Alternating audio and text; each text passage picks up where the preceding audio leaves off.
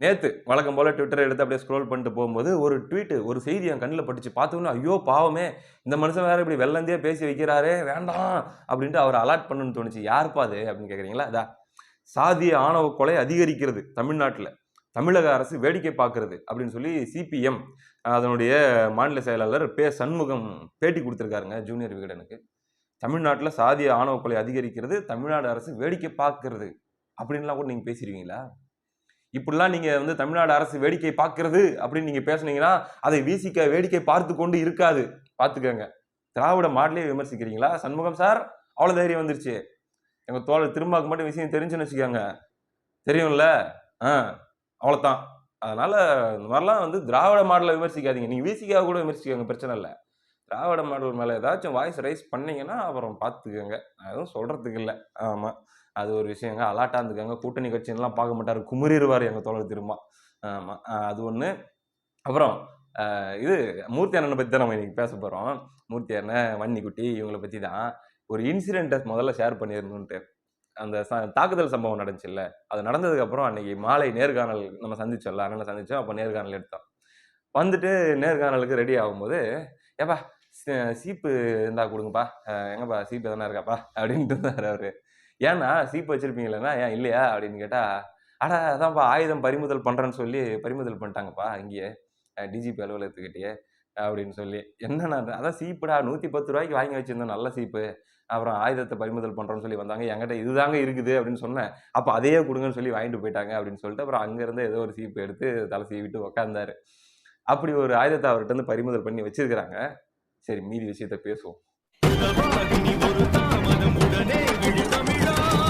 அனைவருக்கும் வணக்கம். சென்னை டிஜிபி அலுவலகத்துக்கு முன்பாக விடுதலை சிறுத்தைகள் கட்சியினரால் சுற்றி வளைத்து தாக்கப்பட்டு, சரி இப்படி கடந்து தாக்குறாங்களே இந்த சிறுத்தை குட்டிங்க, பதிலுக்கு இவங்களுக்கு என்னாச்சும் பண்ணணுமே அப்படின்னு யோசிச்ச அண்ணன் ஏர்போர்ட் மூர்த்தி அவர்கள், சரி அவங்களுக்கு நீச்சல் சொல்லிக் கொடுப்போம் அப்படின்ட்டு அவசரத்துக்கு பக்கத்துல நீர்நிலைகள் எதுவும் இல்லாத காரணத்தினால் சிறுத்தைகளுக்கு தார் ரோட்லயே நீச்சல் சொல்லிக் கொடுக்க வேண்டிய ஒரு தர்ம சங்கடமான நிலைக்கு தள்ளப்பட்ட காரணத்தினால், அவங்களுக்கு நீச்சல் சொல்லிக் கொடுத்த ஒரே காரணத்திற்காக அவர் மீது வழக்கு பதிவு செய்து 6 மணி நேரத்துல கைது, நள்ளிரவில் கைது செஞ்சு, அதுக்கப்புறம் அவர் கொண்டு செல்லும் போது அவருக்கு ஏதோ உடல் டெஸ்ட் அப்படின்லாம் பண்ணும்போது அதுக்கப்புறம் அவருக்கு பிபி அதிகமாகி அதுக்கப்புறம் கொஞ்சம் உடல்நிலையில மாற்றங்கள் ஏற்பட்டு ஐசியூல கொண்டு போயிட்டு அங்கிருந்து நேரடியாக நீதிமன்றத்துக்கு அழைத்து செல்லப்பட்டிருக்கிறார். அந்த நீதிமன்றத்துல பயங்கரமான ஆர்குமெண்ட் நடந்திருக்குதுங்க. விசிக சார்பில் 60 வழக்கறிஞர்கள் இறங்கியிருந்தாங்களாம். இப்ப நமக்கு ஒரு விஷயம் புரிஞ்சு போச்சு. என்னன்னா, இத்தனை நாளா ஊரை ஏமாத்திட்டு இருந்துக்கிறாங்க. நாங்க பாஜகவை எதிர்த்து சண்டை போடுறோம். சனாதனத்தை எதிர்த்து சண்டை போடுறோம். அதுதான் என் எதிரி. இதுதான் என் எதிரி அப்படின்ட்டு பொய்யா சொல்லிட்டு திரிஞ்சிருக்கிறாங்க. உண்மை என்னன்னா, விசிக கட்சியுடைய ஒரே எதிரின்னு அவங்க நினைக்கிறது அண்ணன் ஏர்போர்ட் மூர்த்தி அவர்களைத்தான்.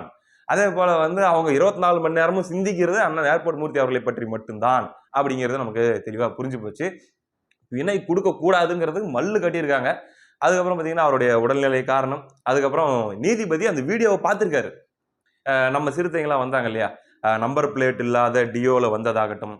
அதுக்கப்புறம் கையில வெப்பன்ஸ் வச்சுக்கிட்டு ஒரு சிறுத்தை அப்படியே ரோட்ல அப்படியே போயிட்டு ஓடி போயிட்டு நின்னுட்டு, கையில வெப்பன் வச்சுட்டு ஏதாச்சும் பண்ண முடியுமா? அப்படின்னு சொல்லி கையில ஒரு தடிய வச்சுக்கிட்டு. அப்படியே டக்குன்னு ஒரு படத்துல வடிவேல் கடையில 2 பேர் வேலை செஞ்சுட்டு இருப்பாங்க. அப்ப ரவுடிங்கலாம் வந்த உடனே டக்குன்னு ஏறி இடுப்புல உட்காந்துக்கிட்டு, "அப்பா உனக்கு வேற கடையில வாங்கி தரேன்னு" சொல்லி கூட்டிட்டு அப்படியே போயிருவான்ல கூட வேலை செய்றவன். அந்த மாதிரி இப்படி போன உடனே டக்குன்னு கையில தடி எடுத்துக்கிட்டு அண்ணன் கொஞ்சம் அலர்ட் ஆயிட்டாருன்ன உடனே அப்படியே நான் இந்த பக்கமா ஏதோ கழுத மேய்க்கவோ அல்லது வந்து மாடு மேய்க்கவோ எருமை மேய்க்கவோ வந்தங்க அப்படிங்கிற மாதிரி அப்படியே தடியை தூக்கிட்டு ஒரு பார்ட்டி எஸ்கேப். இப்ப இவங்கெல்லாம் இருக்காங்க இல்லையா, இது எல்லாத்தையுமே நீதிபதி அவர்கள் வீடியோல பார்த்திருக்காரு. ஆனா பிரச்சனை என்ன அப்படின்னா, எஃப்ஐஆர்ல சேர்க்கும்போது இப்ப முதல்ல போட்ட எஃப்ஐஆர் வேற, அதுக்கப்புறம் எஃப்ஐஆர் திருத்தி அதுல 307 போட்டு கொலை முயற்சி வழக்கையும் போட்டதுனால அது நான் பெயிலபிள்ல போகுது. அதனால இதுக்கு பெயில் குடுக்கறதுக்கான அதிகாரம் எனக்கு இல்ல. நீங்க அடுத்த கோர்ட்ல போயிட்டு நீங்க பண்ணிக்கணும் அப்படின்ற மாரி நீதிபதி அவர்கள் சொல்லி, பயங்கரமா நாம் தமிழர் கட்சி சார்பிலயும் வழக்கறிஞர்கள் போயிருக்காங்க. அவங்க அண்ணன் ஏர்போர்ட் மூர்த்தி அவர்களுக்கு சாதகமாக இது செல்ஃப் டிஃபென்ஸ்ல தானே வரும் அப்படிங்கிற எல்லா ஆர்குமெண்ட்டும் எடுத்து வச்சிருக்காங்க. நீதிபதிக்கு எல்லாமே புரிஞ்சிருச்சு.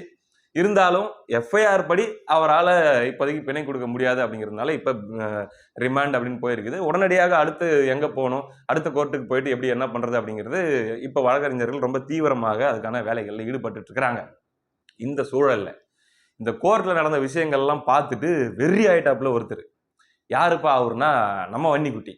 ஆமாங்க அது என்னன்னே தெரியலீங்க. 2021க்கு முன்னாடி வரைக்கும் சுமாரா இருந்தாரு. அதுக்கு முன்னாடி சில அறிகுறிகள்லாம் இருந்துச்சு. இருந்தாலும் பரவாயில்லையா இருந்துச்சு. ஆனா அந்த 2021 தேர்தல் முடிவுகள்லாம் வந்துச்சுங்க. மனுஷன் ஆசையா 6 சீட்டு வாங்கியிருக்காங்க. எப்படி நமக்கு ஒரு சீட்டு குடுத்துருவாங்கன்னு சொல்லி ஆர்வமா இருந்து ஒரு சீட்டு வாங்கிட்டாப்ல. வாங்கிட்டு சரி நமக்கு ஒரு தொகுதிய குடுத்துட்டாங்க. எனக்கு கல்யாணம் அப்படின்னு சந்தோஷமா போச்சு. போயிட்டு வானூர்னு ஒரு தொகுதியில போட்டியிட்டு, அங்க 20,000 ஓட்டு வித்தியாசத்துல தோத்து போயிட்டாப்ல. ஏடிஎம்கே கேண்டிடேட் கிட்ட. அந்த மொமெண்ட்ல இருந்து பார்த்தீங்கன்னா, ஒரு மாதிரி ஆயிருச்சு.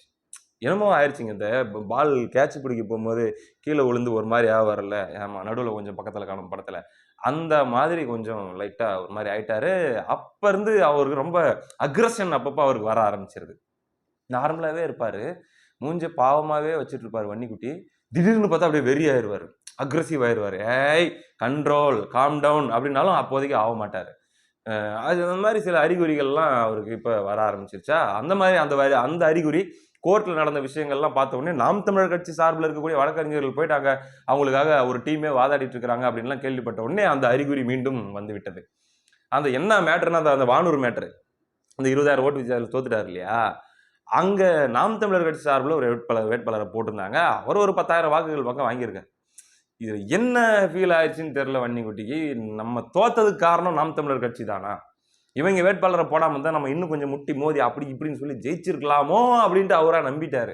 ஆனா அவருக்கு புரிய மாட்டேங்குது. ஏங்க யாருமே அங்க வேட்பாளரா போடாம இருந்தாலும் நீங்க தோத்துருப்பீங்க. அந்த தொகுதியில அவர் அவ்வளவு வெயிட்டுங்க அந்த வேட்பாளர் அப்படின்னாலும் கன்வின்ஸ் ஆக மாட்டேங்குது. அந்த வெறி தான். அந்த வெறியில என்ன பண்ணிருச்சு, நேத்து ஒரு பதிவ போட்டுச்சு. நான் முதல்ல சொன்னேன்ல அறிகுறிகள் அப்படின்ட்டு. ட்விட்டர்ல அவர் எழுதுறத வச்சு அந்த அறிகுறிகள நம்ம கணிச்சிடலாம். பாருங்க, இப்ப 23 மணி நேரத்துக்கு முன்னாடி ஒரு ட்வீட் போட்டிருக்காரு. மகிழ்ச்சியும் வாழ்த்துக்களும் வேதவள்ளி. ஒரு வாழ்த்து போட்டிருக்காரு. அப்ப காமா இருக்காரு. அப்படின்ற அந்த அறிகுறி இது. அடுத்து பாத்தீங்கன்னா, இன்னொரு ட்வீட். எச்சரிக்கை அப்படின்ட்டு 22 மணி நேரத்துக்கு. அடுத்த 1 மணி நேரத்துல பாத்தீங்கன்னா, அக்ரஷன் ஏறி இருக்குது. அப்ப எச்சரிக்கைன்னு ட்வீட் ஆரம்பிக்குதுன்னா, அது வந்துருச்சு அப்படின்னு அர்த்தம். ஒரு தெருப்பொறுக்கிக்கு ஆதரவாக நிற்கும் சீமான் இந்த தெருப்பொறுக்கியை விட இழிவான அரசியலில் இறங்கிவிட்டது அம்பலமாகி உள்ளது.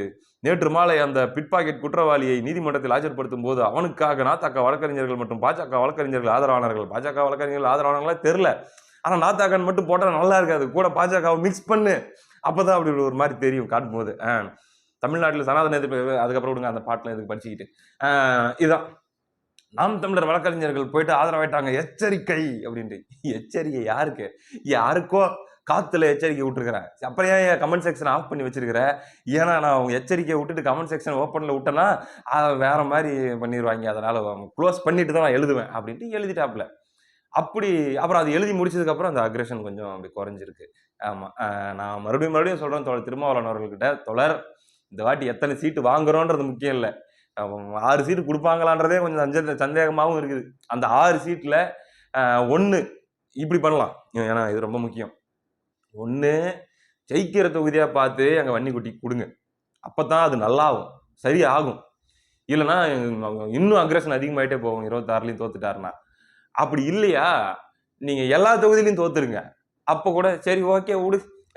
யாருக்கும் இல்ல, எனக்கும் இல்ல. அப்படின்ற மாரி அது ஒரு மாரி சரியாகறதுக்கும் வாய்ப்பு இருக்குது. மறுபடியும் வழக்கம் போல 5 பேர் நிக்கிறாங்க. அதுல 3 பேர் ஜெயிச்சுட்டாங்க, இல்ல 4 பேர் ஜெயிச்சுட்டாங்க. எங்க வன்னிக்குட்டி மட்டும் தோத்து போச்சுன்னு ஆயிருச்சுன்னா, ஒரு மாரி அப்படின்ற ஒரு உங்ககிட்டயே கிளம்பி வந்துரும். தோழர் பார்த்துக்கங்க அப்படின்ட்டு இந்த நேரத்துல நான் சொல்லிக்கிறேன். ஆனா புள்ளி விவரங்கள் எல்லாம் என்ன சொல்லுதுன்னா, இந்த வாட்டி விசிக திமுக கூட்டணியில் தொடர்ந்து போட்டியிட்டால் அது 5 தொகுதியோ 6 தொகுதியோ போட்டியிட்டால் 2ஆம் இடத்துக்கான வாய்ப்பு கூட குறைவு அப்படின்னு சொல்லி ஒரு புள்ளி விவரம் சொல்லுது. 3வது இடத்துக்கு போறதுக்கான வாய்ப்பு தான் அதிகம் அப்படின்ட்டு வாஷ் அவுட் அது உறுதி அப்படின்னு சொல்லப்படுது. 6 போட்டியிடுறாங்கன்னா 6ம் காலி ஆகுங்க. அது நடக்கும் அப்படின்ற மாதிரிலாம் சொல்றாங்க. பார்ப்போம்.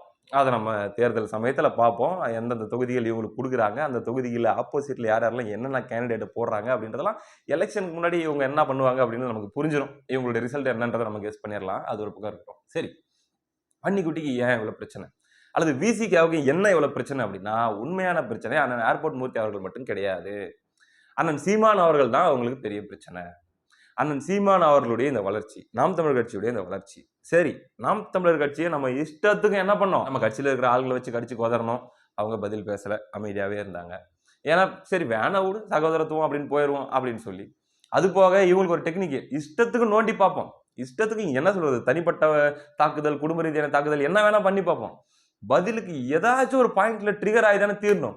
அப்படி ட்ரிகர் ஆகி ஏதாச்சும் பேசிட்டாங்கன்னா போச்சுரா, எங்க சமூகத்தை வெறுக்கக்கூடிய கட்சி இது. இது வந்து பறையர்களுக்கு எதிரான கட்சி, பட்டியல் சமூகத்துக்கு எதிரான கட்சி, ஜாதிய வன்மத்துல பேசி போட்டாங்க அப்படின்ற மாதிரி அப்படியே திருப்பி விட்டுறலாம். அதனால நோண்டி நோண்டி நோண்டி பார்த்துக்கிட்டே இருப்போம்னு சொல்லி கிட்டத்தட்ட 10 வருஷமா அதை பண்ணிட்டு இருக்கிறாங்க. நாம் தமிழர் கட்சி ரொம்ப கண்ட்ரோலா இந்த விஷயத்துல, நீ இவ்வளவு யோசிப்பேன், நான் எவ்வளவு யோசிப்பேன் அப்படின்னு சொல்லி பயங்கர பேலன்ஸ்டா அவங்க கொண்டு போயிட்டு இருக்கிறாங்க. அப்ப ஆபாச யூடியூபர்களை வச்சு தனி மனித தாக்குதல் வளர்த்து விடுறதே இவங்க தான், உருவாக்கி விடுறதே இப்படிதான், இவங்க தான். இப்படி எல்லாம் பண்ணிட்டு இருக்கிறாங்க. அது எதுவுமே நாம் தமிழர் கட்சி பதிலுக்கு செய்யல. அப்போ ஒரு கட்டத்துல என்ன ஆகுது அப்படின்னா, இப்படி இப்படி போயிட்டு இருக்கும்போது அண்ணன் ஏர்போர்ட் மூர்த்தி அவர்களுடைய பேச்சுகள், அவருடைய நேர்காணல்கள் இதெல்லாம் பயங்கரமா வைரலாக ஆரம்பிக்குது. எல்லா கட்சிகளுமே இவங்கள தொட மாட்டாங்க. ஏன்னா, இவங்க அடுத்து என்ன வெப்பன கையில எடுப்பாங்கன்னு தெரியும். டக்குன்னு எங்கள சாதி ரீதியா மனசுல வன்மத்த வச்சு பேசிட்டாங்கன்றத கையில எடுத்துருவாங்கடா. அதனால வேணாம் அப்படின்னு சொல்லி இவங்க என்ன விமர்சிச்சாலும் பதிலுக்கு விமர்சிக்காம அப்படியே கடந்து போயிட்டே இருந்தாங்க. ஏர்போர்ட் மூர்த்தி அப்படின்னு சொல்லி ஒருத்தர் வந்தாரு. வந்து இறங்கி வச்சு செய்ய ஆரம்பிச்சாரு. ஆ இவர் மேல போயிட்டு ஒரு பிசிஆர போடுவோமா அப்படின்னு கிளம்புனா, முடியாதுப்ப. ஏன்? ஏன்னா அவரும் உங்க சமூகம் தான்ப்ப. அவரும் பறையர் தான். அவர ஒண்ணும் பண்ண முடியாது. அவர் மேல நீ வந்து என்ன ஜாதி ரீதியா தாக்கிட்டாங்க அப்படின்ட்டுலாம் உன்னால ஒண்ணும் கேஸ் போட முடியாது அப்படிங்கிறத ரியலைஸ் பண்ண உடனே, அப்பத்தான் இவங்களுக்கு டென்ஷன் ஆரம்பிக்குது. இவர் என்ன பண்றாரு, இவங்களுடைய இந்த திமுகவுக்கு கொத்தடியாம இருக்கக்கூடிய அல்லது திமுக கூட கூட்டணியில் இருந்து கொண்டே அந்த சமூக மக்களுக்கு இவங்க ஒண்ணும் செய்யாம இருக்கக்கூடிய, சமூக மக்களுக்கு துரோகம் இழைக்கக்கூடிய செயல்கள் எல்லாத்தையும் படுத்த இங்க பிபி ஏறிட்டே இருக்குது. என்ன பண்றதுன்னே தெரியாது. இந்த பக்கம் நாம் தமிழர் கட்சி மேடையில வேற ஒரு தடவை போய் பேசிட்டாரு. இன்னும் தலை வெடிக்கிற மாதிரி ஆயிடுச்சு. அப்பத்தான் அந்த இதுக்கு மேலே விட்டா வேலைக்கு ஆகாது, அடிச்சிருவோன்ட்டு. ஆனா எந்த அளவுக்கு நீங்க தத்திகளா இருக்கிறீங்க பாருங்க வன்னிக்குட்டி. ஒரு எமோஷன் அது நம்மள மீறி போகுது. நம்ம கண்ட்ரோல் இழக்கிறோம், சமநிலை தவறுகிறோம் என்றால் இந்த மாதிரி முட்டாள்தனமான முடிவுகளை எல்லாம் நம்ம எடுப்போம். எப்படி டிஜிபி அலுவலகத்துக்கு முன்னாடி வச்சு அடிக்கிறது அப்படிங்கிற அளவுக்கு முட்டாள்தனமான முடிவு நம்ம எடுப்போம். அதை ஊர் உலகமே பார்த்துருச்சு இன்னைக்கு. உங்களை இப்ப அந்த சம்பவத்துக்கு அப்புறம் எல்லாரும் எப்படி பார்க்கறாங்க அப்படின்னு உங்களுக்கு தெரியுமா? தெரியாது. உண்மையிலேயே அப்படி பார்க்கப்படுறீங்க நீங்க. அதுக்கப்புறம் கைது, இப்ப ரிமாண்ட் எல்லாம் போனதுக்கு அப்புறம் இன்னும் விசிக எப்படிப்பட்ட கட்சி அப்படின்னு சொல்லி இதுக்கு முன்னாடி மரியாதையா பார்த்துட்டு இருந்தவங்க எல்லாம் கூட இப்ப வேற மாதிரி பார்க்க ஆரம்பிச்சிட்டாங்க. காரணம் அந்த அதீத பிபில நீங்க எடுத்த அந்த சமநிலை தவறப்பட்ட நிலையில நீங்க எடுத்த தவறான முடிவு. அது உங்களுக்கு அப்படி ஒரு பேக் ஃபயர் இன்னைக்கு ஆயிட்டு வருது. இப்ப மூர்த்தி அண்ணன் நாளைக்கு வெளியே வராம இருக்க போறதில்ல. கண்டிப்பா வெளியே வந்துடுவாரு. ஆனா வழக்கு மேல வழக்கு போட்டு எப்படியாச்சும் அவரை இன்னும் 3 மாசத்துக்கு 4 மாசத்துக்கு வரைக்கும் உள்ளே வைக்க முடியுமான்னு நீங்க முயற்சி பண்றதுக்கான வாய்ப்புகள் நிறையவும் இருக்கு. சரி எல்லாத்தையும் தாண்டி அவர் வெளியே வராம இருக்க போறதில்ல, வந்துடுவார்ல. வந்தா என்ன பண்ணுவார்? இப்ப வந்து நம்ம அடிச்சிட்டோம். அதுக்கப்புறம் சிறையிலலாம் வச்சுட்டோம். அதனால வந்த உடனே வந்து திரும்ப அவர்களை சந்திச்சு அவருக்கு ஒரு சால்வையை போட்டு காலில் விழுந்து மன்னிப்பு கேட்டு அப்படியே போயிடுவாரு அப்படின்னு நீங்க நினைக்கிறீங்களா? அவர் அப்படி பண்றதுக்கான வாய்ப்புகளே இல்லை. உக்கிரமாக வீரியமாக இதுக்கு முன்னாடி எந்த அளவுக்கு அம்பலப்படுத்தினாரோ அதை விட இன்னும் பிரச்சனை என்னன்னா, இப்ப இதுக்கு முன்னாடி வரைக்கும் அவர் பேசினது ஒரு 1000 பேருக்கு கேட்கிற அளவுக்கு ஒலிச்சிச்சு அப்படின்னா, வெளியே வந்ததுக்கு அப்புறம் அவர் பேசினா அது 1,00,000 பேருக்கு கேட்கிற அளவுக்கு ஒலிக்கும். அவரை நீங்களே பெரிய ஆளாக்கி விட்டுட்டீங்க. அப்ப அவர் என்ன பண்ணுவாரு, கட்டாயமாக நீங்கள் போட்டியிடக்கூடிய தொகுதிகள், குறிப்பாக வன்னிக்குட்டி நீங்க போட்டியிடுற தொகுதியில வந்து நீங்கள் இந்த கூட்டணியில் இருந்து கொண்டு சொந்த சமூக மக்களுக்கு என்னென்ன துரோகத்தை எல்லாம் செஞ்சிருக்கிறீங்க அப்படிங்கறத சொந்த சமூக மக்கள்கிட்டே வந்து சத்தமா பேசுவார். என்ன பண்ணுவீங்க? என்ன வேலை நடக்க போகுது அப்படிங்கறத மட்டும் நீங்க பொறுத்திருந்து பாருங்க. ஏன்னா அது சாதாரணமான சம்பவமாக இருக்காது. நிச்சயமாக உங்களுக்கு ஒரு பெருத்த தலைவலியாக இந்த தேர்தலில் அண்ணன் மூர்த்தி அவர்கள் இருப்பார் அப்படிங்கிறதுல எந்த மாற்று கருத்தும் இல்லை. அதனால ஆடும் வரை ஆடுங்கள். பார்ப்போம் என்ன நடக்க போகிறது என்று. அடுத்தடுத்த அப்டேட்டுகள் வந்துச்சுன்னா நிச்சயமா நான் உங்ககிட்ட பகிர்ந்துக்கிறேன். வழக்கறிஞர்கள் எல்லாமே நம்மளோட தொடர்பில் தான் இருக்காங்க. நான் தகவல்களை வாங்கி உங்ககிட்ட பகிர்ந்துக்கிறேன். அடுத்த காணொலியில் சந்திப்போம். நன்றி.